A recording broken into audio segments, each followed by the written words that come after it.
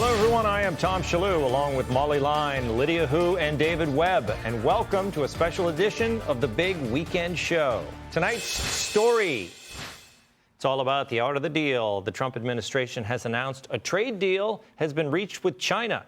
This comes after the president hailed the great progress made during yesterday and today's meetings in Switzerland. Treasury Secretary Scott Bessent and Trade Representative Jamieson Greer detailed the negotiations earlier today. We made substantial progress between the United States and China in these very important trade talks. We will be giving details tomorrow, but I can tell you that the talks were productive. The president declared a national emergency and imposed tariffs, and we're confident that the deal we struck with our Chinese partners will help us to work toward resolving that national emergency. This all comes as President Trump is set to take his first trip to the Middle East during his second term. The president is set to visit with leaders from Saudi Arabia, Qatar, and the United Arab Emirates starting Tuesday, as the U.S. held another round of nuclear negotiations today with Iran. Lucas Tomlinson is live in Riyadh, Saudi Arabia, with all the latest. Hi, Lucas. Well, good evening, Tom. When President Trump first returned to the White House, his first call with a foreign leader was here to Saudi's Crown Prince Mohammed bin Salman. And like his first term, President Trump is taking his first official overseas trip here to Saudi Arabia. As you mentioned, he's also going to continue on to Qatar and the United Arab Emirates as well. You mentioned the negotiations going on overseas, not just in Oman, the talks with the Iranians, but in Geneva, where Treasury Secretary Scott Bessent and Trump's top trade representative Jamieson Greer spoke to their Chinese counterparts. Earlier, North Dakota Senator John Hoeven said this is an important first step. This is very encouraging. Obviously, they're not going to have a deal fully done. You've got Jamieson Greer over there, the U.S. Trade Representative, and Secretary Bessent. That's the first string, no doubt about it. But they're still going to come back and talk with President Trump and all those kind of things. But the important point is they made real progress and have a framework to get to a deal. Bessent said in Geneva details of what the White House called a deal will be released tomorrow. Officials said it's likely to follow the model of the U.S.-UK trade agreement, which reduced tariffs on aluminum, steel, and cars. As I mentioned, there's some other negotiations going on today. Trump's special envoy Steve Witkoff is in neighboring Oman, meeting with Iranian officials over its nuclear program. Both sides touted progress and said they will meet again. They've already met 4 times. Now, some good news, Tom. Hamas said late today would release the last living American hostage held in Gaza, 21-year-old Edan Alexander from New Jersey, who served in the Israeli military. Israel says there will be no ceasefire during the exchange, and Hamas said that release is scheduled for Tuesday. And, of course, that's the same day President Trump arrives here in Saudi Arabia. So some good news here from the region, Tom. Very good news. Thank you, Lucas. Okay, let's do some analysis. But Molly, maybe get your take on that news. The last living hostage is being released. That would be remarkable, and I really, truly, deeply hope that that is true. Witkoff is expected to go to Israel. We hope that Edan Alexander, he's now 21. He was 19 when he was taken hostage, the last living American hostage in Hamas captivity, and hopefully that does come to pass. Ultimately, big things. Lucas Tomlinson there at the end of his report said some good news. And I think that is the case. For the last couple days, the Trump administration on war and peace, on diplomacy, on the economy, teasing ahead to potentially some big headlines to come on trade on Monday. Fascinating. But we definitely hope that Alexander comes home. Yeah, let's get your take on some of this. We got some video here. Let's do the clip of Howard Lutnick on the China negotiations. This is just a China problem right now, right? We have 145% tariff. They have 125% tariff. Those tariffs are too high to do business. But that's why they're talking right now. The rest of the world is 10%. He's there to see if we can reset the conversation, and he's at it right now. But that's the objective, to de-escalate. Okay, Lydia, let's get your take on this. What are they going to be talking about on Fox Business about these negotiations? They're giving the good news. They're saying it's the beginning of a deal, but how much of the deal is it? Yeah, that's what we're all waiting to see. I mean, I think you might hear some surprise, if we really have the framework of a deal and a deal actually penciled, signed on the dotted line by tomorrow. That's very fast. I think faster than what a lot of people were expecting. I'm not sure that anyone really expected that China would be among the first. We had the deal with the UK just last week. Now we're having China with just a second. I think you can probably expect there to be a reduction in tariffs. The President Trump alluded to that. The other questions remain, though. What are we going to see in terms of the non-tariff barriers?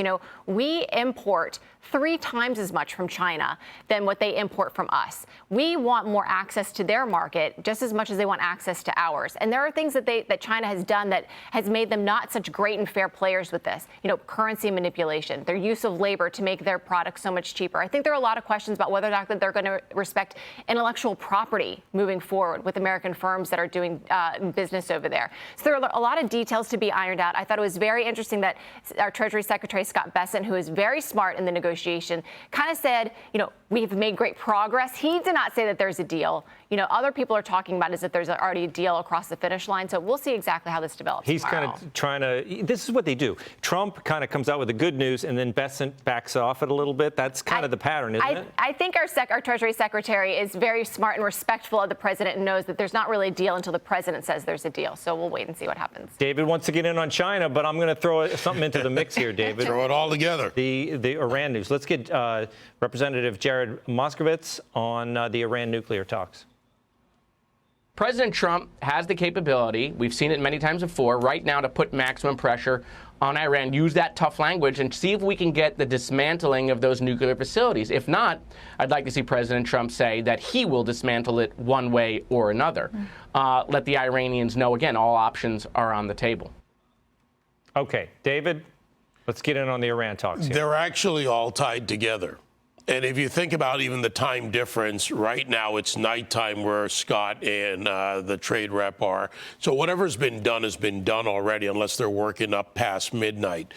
Iran, China, the deal with us. China's the big player in the Middle East. They buy their oil from Iran. They have a lot of power in the Middle East. If you think about it, their military equipment was even used in the Pakistani attack in India. At the center of a lot of this is Chinese goods, Chinese cheap goods, and this deficit has to be dealt with because China gets the benefit and the world gets the deficit, frankly, to put it in those terms. We have got to get China back on track as best we can. And Trump uses one thing which we haven't seen played yet, to the point of whether Bessent is correcting or cleaning up. He's really not. It's Trump's way of operating because Trump has told him before, and we've seen this, I'll go back to the table. And in the case of UK, he got another $1 billion on the table. In the end, he is the president. He will make the decision. So they're working as a 1-2 punch. And with China at the middle of this, and think about the Swiss, they have an embassy with Iran. They're a linchpin to that. China. There's a reason we're there. It's not just because that's the place to do the deal. It's where there are multiple people that can be involved and a lot of signals to be sent. Yeah, Molly, what do you think is going to be? There's so much news today, I know, right? I know. What do you think is going to be Monday's #1 thing that the White House is pushing? I think they're pushing whatever it is that they've got on the table for China. They're kind of teasing that ahead and saying we're going to have the big news tomorrow. And what it is, hopefully we'll find out then. And as you mentioned, the best at forward and backward, and maybe the president has some big news. So I think that's the big one ahead. But there's another headline here. Ukrainian President Volodymyr Zelensky says he's ready to meet personally with Vladimir Putin. And that's a whole other part of this. And this might be the most challenging part of the diplomacy that's going on right now, where we're seeing some successes potentially in Israel with the potential release of this final American that they're still holding.